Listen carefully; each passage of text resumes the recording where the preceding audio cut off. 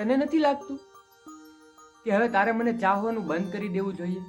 ના, હવે મને વધુ સલામતી જણાય છે. જ્યાં સુધી પૃથ્વી ઉપર તમારા જેવી મુગ્ધ અને મૂર્ખ છોકરીઓ છે ત્યાં સુધી આવી ઘટનાઓ તો બનતી જ રહેવાની. તને જોઈને ખરેખર મને તિરસ્કાર છૂટે છે. હું તો તિરસ્કારને ચાહી શકું છું. શ્વેતા, આ ચાહવાની આદત છે ને ખરેખર બહુ બુરી છે. એ માણસને છિન્ન ભિન્ન કરીને જ છોડે છે.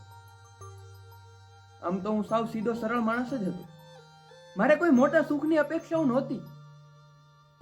બસ કોઈ એક ગમતા જણનું સુખ જ ચાહતો હતો. અને મને શું મળ્યું? આ જુરાપો, આ કાળઝાળ જુરાપો. પછી તો મને માણસોને ટેસ્ટ કરવાની આદત પડી ગઈ. હું વધુ ને વધુ સંબંધોમાં જોડાતો ગયો. દરેક વધારે સંબંધે મને એકાકી બનાવ્યો.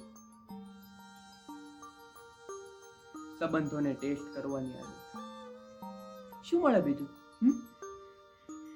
એમાં તો પ્રેમ, સંબંધ અને લાગણીના નામે હતા સમાધાનો. નર્યા અનુકૂળોની માયાજાળ હતી. અને હતો નગ્ન દમ. અને તોય હું તારી સાથે આ છેતરપિંડીની રમત આશરી બેઠો. હું તને ટેસ્ટ કરી રહ્યો હતો. તને ભલે આઘાત લાગે, પણ આ સત્ય છે.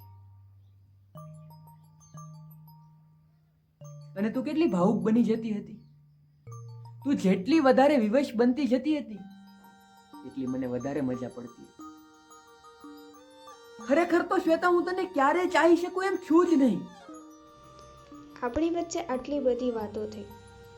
તમારી એકલતાની પીડા માટે તમે કોઈ અન્ય વ્યક્તિને દોષી ઠરાવો છો.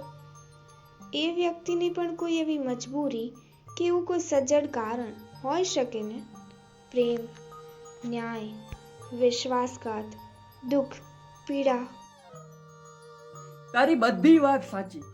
મને બધું સમજાય છે. પણ તારી અને મારી અત્યારે વાત કરીએ તો આપણી બંને વચ્ચે કોઈ સંબંધ શક્ય છે જ નહીં. ઉંમરની વાત તો જુદી છે, પણ શું? પણ કહું તને, તારા પગ તળેથી જમીન સરકી જશે. તું સ્તબ્ધ બની જશે. હું તને કઈ રીતે ચાહી શકું? કઈ રીતે? કારણ કે શ્વેતા, હું તારી માને ચાહું છું. હા શ્વેતા, હા, તારી માં. હું મમતાને ચાહું છું. અને આજે મિસિસ મમતા ઝવેરી.